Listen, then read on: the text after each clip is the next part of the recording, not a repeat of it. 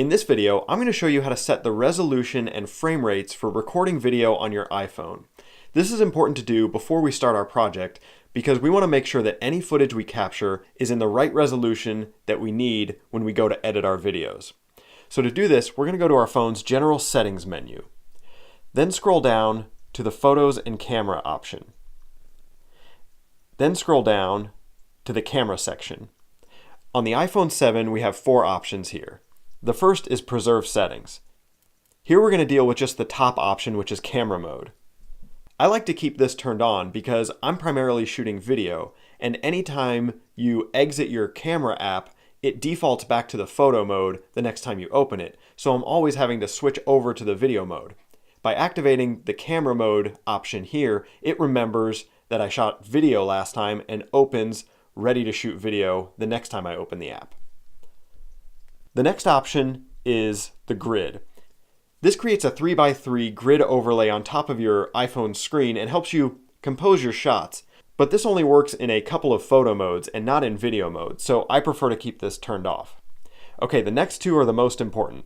Record Video shows you the video resolution and frame rate options available. On the iPhone 7, this goes from 720p at 30 frames a second all the way up to 4K at 30 frames a second. Apple also provides a handy note below these options that lets you know how many megabytes per minute each resolution and frame rate will take up on your phone. This is important if you have a smaller storage space on your phone and you're concerned that you're going to fill it up as you go to shoot. Since I'm editing most of my videos on a computer, I prefer the higher resolution, so I keep mine at 4K. The last option deals with the slow motion options. Here there are 2 resolution and frame rates available. 1080p at 120 frames a second, and 720p at 240 frames a second. These are both great slow motion options. 120 frames a second is 1/4 real time, so 240 is 1/8.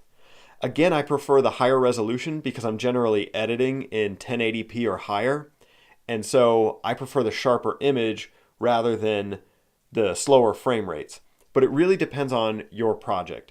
If you're willing to deal with a slightly softer image in exchange for ultra slow motion, then 720p could work for you. If you're ever wondering what resolution you're recording in, you can always open up your camera and you'll see up here that it tells me that I'm recording in 4K.